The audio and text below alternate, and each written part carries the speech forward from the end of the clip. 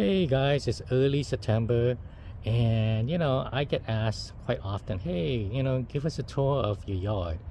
The reason I don't show it too often, guys, is because it's a bit embarrassing. It's kind of a mess throughout most of the year.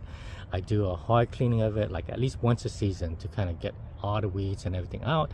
But I kind of describe it as kind of like, that uncle of yours garden was just too many trees, too many plants, potted trees everywhere, empty pots everywhere, tons of weeds that needs to be pulled out, all of that stuff, right? So that's why I don't really show it too often, but I wanted to show it to you right now in its most messiest form, because I do go through every season, at least once every season, once a season, like beginning of spring, beginning of summer, beginning of fall, beginning of winter, and just kind of clean everything out. And especially right now with summer kind of winding down, a lot of these weeds that kind of just grew out, because I do want to give the trees some shade, especially the mangoes, some shade in summer. And as you can see, it's pretty wide open, my yard, right? So it does need a bit of shade, and the shade helps with the mangoes, so that I kind of let some of the weeds just grow out. And then towards the end of summer, when our worst kind of hottest days are over, then I start kind of pruning all of this down. And then during winter I do it again. I try to make sure everything around the roots, the trunk, is kind of clean out. But in summer I try to kind of let a lot of growth grow out, and at the same time there's not having time to weed it too. I do weed stuff, but then it grows back pretty quickly. So just kind of describe you my yard right now, just so you guys can have an idea. I'm standing on the south side right now. This is the south side. I'm gonna walk kind of towards the front of you. That's the north side. East is right here to the right. That's where the sun rises up, and for the most part it kind of shifts a bit like that depending on the season, right? And then west is right there. So I do grow in two plots, guys. So I grow in two plots. They're about a mile or two away from each other. So this is what I would call my younger kind of garden that I started out. Most of the stuff here has been here for only the last 6 years, except for I would say this the old avocado tree that was here at a time. But besides that, there was no plants here. So this plot right here is what I describe as mostly sandy, very good drainage, mostly sandy, versus the other plot, which I would describe as heavy clay that doesn't drain. And you've seen those a lot of my older trees are there, a lot of my older toffles are there, the mangoes are there. So that's that plot, and this one's this plot. So I have worked with both in clay soil, very heavy, bad draining clay soil, and also very good draining sandy soil. So what you guys see here is very good draining sandy soil. I have a lot of my mango rows here on the west, because that side does get some shade, and I talked to you guys about how much shade does help with the mangoes. So it gets kind of this morning sun all the way into the afternoon, and then there's a shade from the sugar canes that you guys are seeing right there. Okay, so I use the sugar cane as shade. Eventually in the future I plan to either remove it. I hear it's pretty hard to remove because of how deep the roots go in, but as for right now, it kind of very much helps with the mangoes going like this. It's going to be a whole hedge of mangoes going that way, and it's providing a good afternoon shade for it. So that's really helpful. I would say it's about maybe 5 to 7 feet. The mangoes are 5 to 7 feet from the sugar cane or from the wall, and kind of just depending on where it is. I try to kind of eye it to keep it straight, but it might not be straight. It could be 5 to 7 feet away from the wall, depending on where it is. So let's kind of go ahead. Let's kind of take a look at everything. I'll walk this way. I'm walking towards the east. Kind of the sun's kind of coming up. It could be a little bit bright right here. So I got some mangoes. I got some bananas here going. A bunch of weeds that I'm trying to control. Haven't got to it yet. This is not all the yard, but I'm going to show you a good, 3/4 of the yard. There's some sections where it's just kind of garden beds that's just not doing anything right now, so I won't be showing you guys that. But here's a clump of Kent rootstocks. I'm not really that big a fan of cats, and I talked to you guys about that before, because they do struggle. They struggle in winter, they struggle in summer, struggle all year round. So this is a clump where I just kind of put, gosh, maybe it's about, you know, 7-8 mangoes all together. They were growing in the same pot, so I just put it here.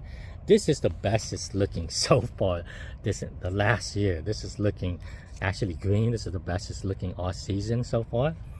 You know, so there's like 7 or 8 different seedlings on it.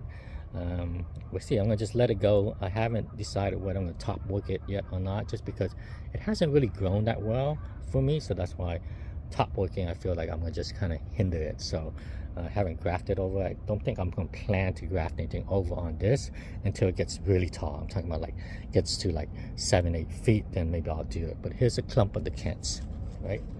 So we kind of go back this way. Here's some cherry trees right here, right? So some cherry trees. Put like 3 of them in there, and they're doing pretty well so far.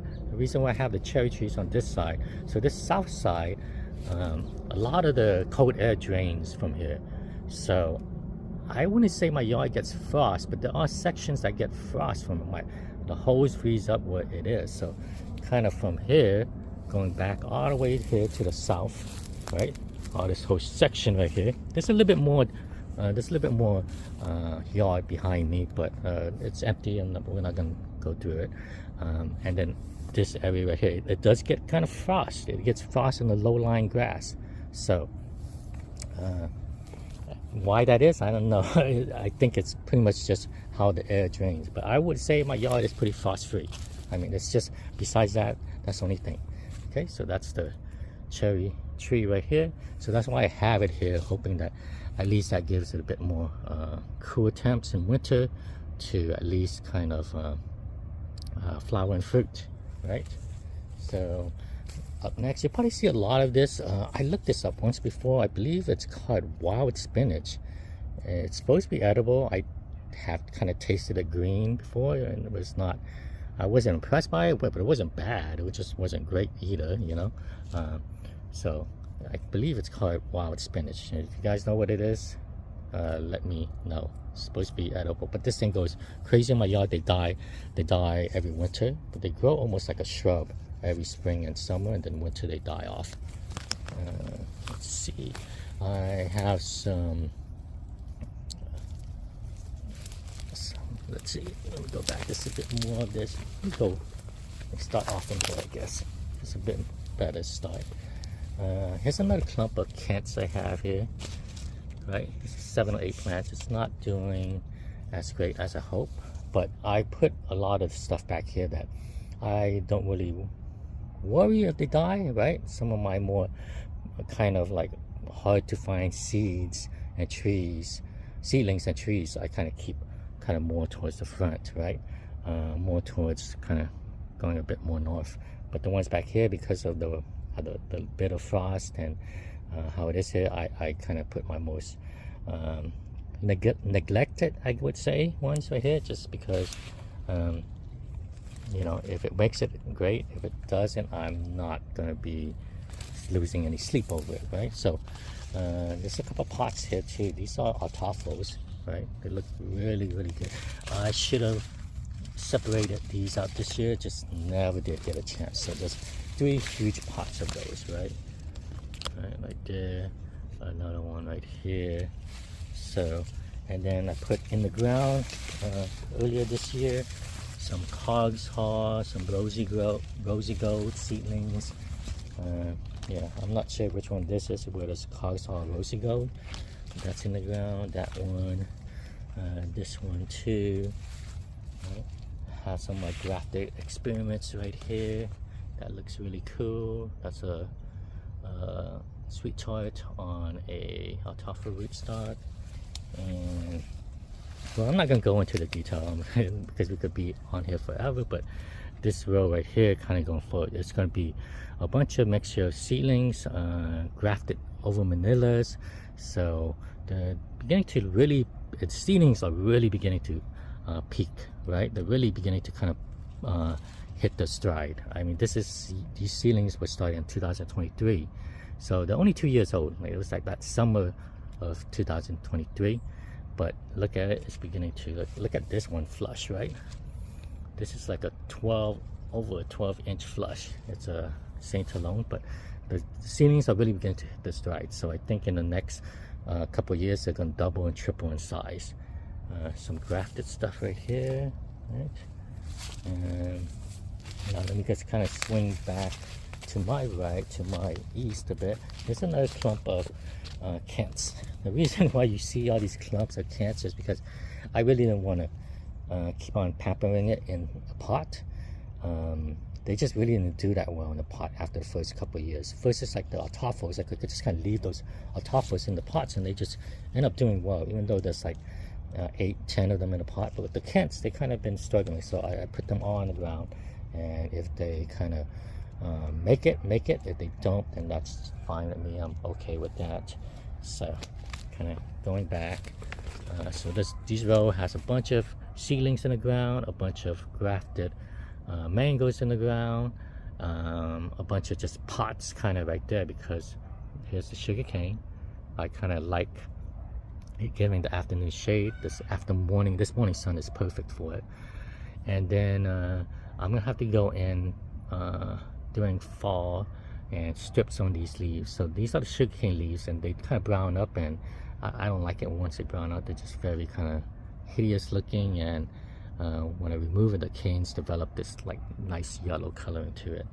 So that's how this goes, quite far. And then every probably like 15-20 feet I've been planting like a row of mangoes this way. You guys could see some of them in the past. A mix of grafted manillas and seedlings right here, right? So that's what I've been doing.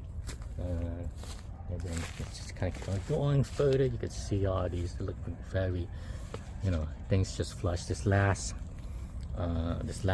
half month of August was just like amazing mango weather, right? It was just like perfect weather for it. Things flush and back-to-back flushes, it feels like, especially the seedlings. The graft has been a bit slower, but the seedlings has been like doing amazing. So here's a few more guava Saint Alone. That right there, that's in a pot. That right there. Potentially, like out of all these seedlings I've been growing out, I think guava Saint Alone probably has the most potential as a rootstock. They just have that vigor. Okay. And then from here, from the wall, here's another row of mangoes kind of going there.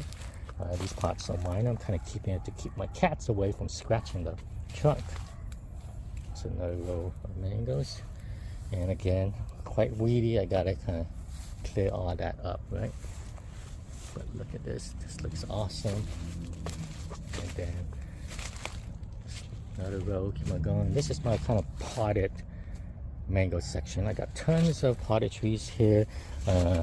Majority of it's carry, because I got it a couple years back. I got a really good deal on the carries. They were pretty much the cost of like rootstock, so I picked up about like 10 of them, and I love the carry fruit. It's a great fruit. Okay. So and just keep on going. Here's another kind of experimental kind of graft. These are sweet tarts right here. A few different trees. One tree right here. This is a seedling on its own rootstock. This is a seedling on a manila rootstock. So there we go. Here's some more. Here's the mango kind of potted section. There's some young grafts or some experimental immature juvenile seedling grafts. So doing really well. Now let's kind of keep on going. See, looking really good. These are all kind of from here to here. It's like almost all potted. I believe it is. Yeah, it's all potted sections right here. Then once we get here, then we get into the stuff in the ground. So looking really good. So here's some more trees. Here's a seedling. It's doing really well. Unknown seedling. My guess is that this is stringless peach. Doing really well. And again, this is another kind of row that's going from west to east, from right here. So have some here, and then this is where it kind of gets into a lot of experiments I made with sweet potato as a ground cover. I don't think I would call it a success because I have some issues with it. It is weedy. I thought for myself that I would be able to control it, but was never really able to control it. And it grows very vigorously in summer, but in winter, when I need it sometimes, it's just not there. So if I was to do this again, I would use the sweet potato, but I would have in like 15-gallon containers and just let it cascade out during summer, and then I would just prune everything back and then have a different ground cover to kind of take over in winter. Sweet potatoes was a good, nice experiment, but the tubers just go down way too deep. I didn't like how deep it went down. And here's some, wild. These are pretty much wild. They kind of just establish themselves in my yard. These flowers are pretty much just milkweeds for the monarchs. There's quite a bit of monarchs right here, and you can see the mango trunk right there. And again, towards the end of this beginning of fall, I am going to be cleaning all that out, removing it. So just kind of keep on going. There's some more. I got some seedlings in the pots here. Lots of grafted plants in the pot. I got lots of Florida turpentine trees. I got a few Zale ones, but most of them, from what I could tell, came from Pine Island, and I got quite a bit of some from Tropical Acres, right? So potted one. There's some seedlings in the ground here. I got like an M4 here. This is M4 in the ground. There's a coconut cream in the ground. Okay, more potted stuff, and then there's this kind of the section where I do get into my older rootstock that's been here, the ones you guys always seen in my videos, the 2019 Laverne Manila rootstock kind of series. This is where they are at, right? So yes, it is a bit of jungle. It's a bit of a mess. You can see the sweet potatoes, all that stuff. Let me kind of walk through this way. There's some walking paths just from me walking through it quite a bit. So there we go. So more of my 2019 Laverne Manila rootstock. This one too, and then this one too that has been struggling, looking a bit better now. And then more potted grafted plants right here. Let's see, I'm gonna go. This is a M4 seedling right here. It's looking really, really good. 2 years old. Can you guys believe that? Right. And then there's some more. This has been part of my 2019 kind of rootstock series, right? So this is how this rootstock of 2023. I'm sorry, 2023 rootstock series, and they're kind of doing really good. All right. Looking pretty awesome. And now we're kind of getting a bit into have a couple Atamoyas here. Here's a couple Atamoyas. Here's like the Gaffner fruit right there. I think there's a AP fruit somewhere right here. That's the AP fruit left, but this is the Atamoya. There's two of them here. I don't plan to, not really planning to add any more of it, but we'll see. I do have some experimental seedlings working with. Here's another one of the Atamoyas. Okay, and then here is the avocado tree. Looking really good, my Multigraft. So this avocado tree used to be, gosh, I would say it's about like, it was like about 50 feet tall. It was a huge tree, but I get thousands of fruit one year, not a single fruit the next year. So this was stumped back in 2023, and the grafting began that summer. So it's looking really good, and it's a mix of about like I think about 6 to 8 varieties right now. So it's looking really good. This one you see right here is Jan Boys. I got some jam on top, and the Jan Boys is loaded. The jam is loaded with fruits. So okay. Okay, let's keep on going. There's some lemongrass right here. I got some of the vegetables kind of going here. Let's see. We'll come back this way. Let me just head up this way first. Here's some more of my rootstocks from 2019. You know, looking pretty good. Here's the calamansi right here. The chayotes kind of been crawling all over it. Here's some more, but here's more of the 2019 rootstocks. So pretty good.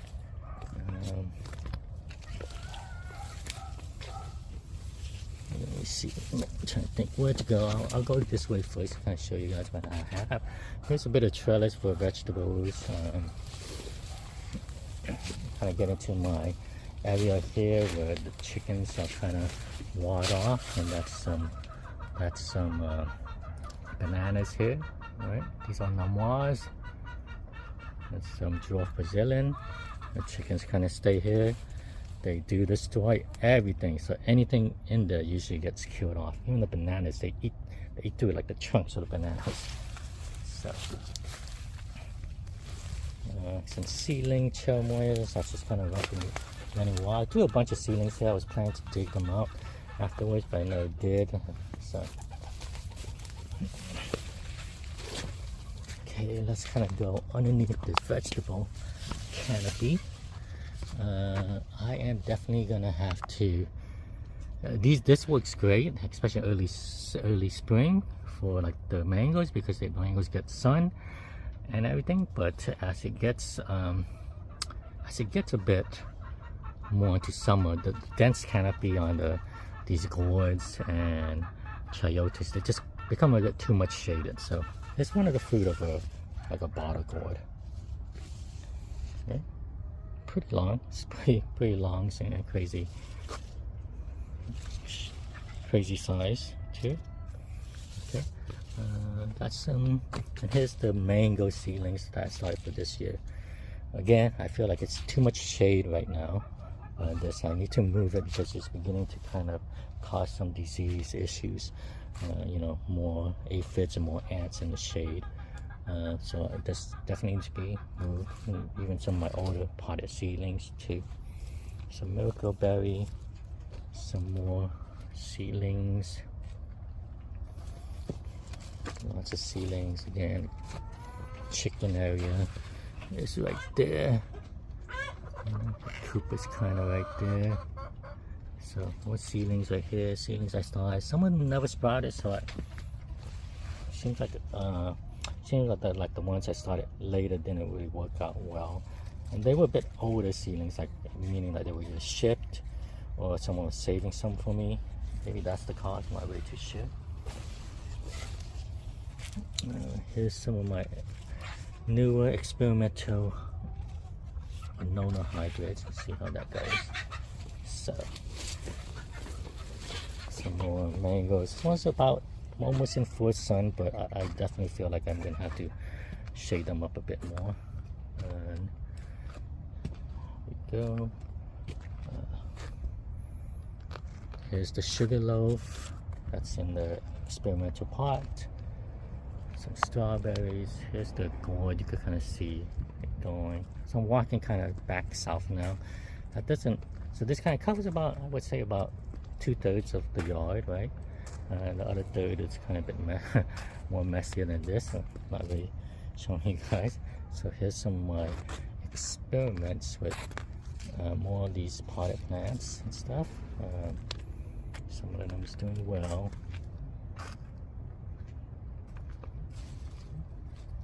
And then here's my pomegranate section. I have quite a bit of pomegranate varieties in pots.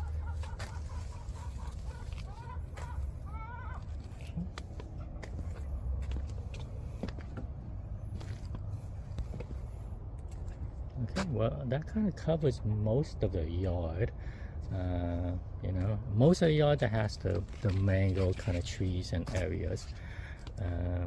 Hopefully that kind of gives you guys an idea of how everything looks like. It is a bit messy, a bunch of weeds everywhere, but again, kind of use this to kind of give me a bit of shade and ground covering summer. These are all gonna go away once summer is over, and it's gonna be a bit of work removing all this. So, well, I mean, hopefully that kind of helped you guys give an idea how my messy yard looks like.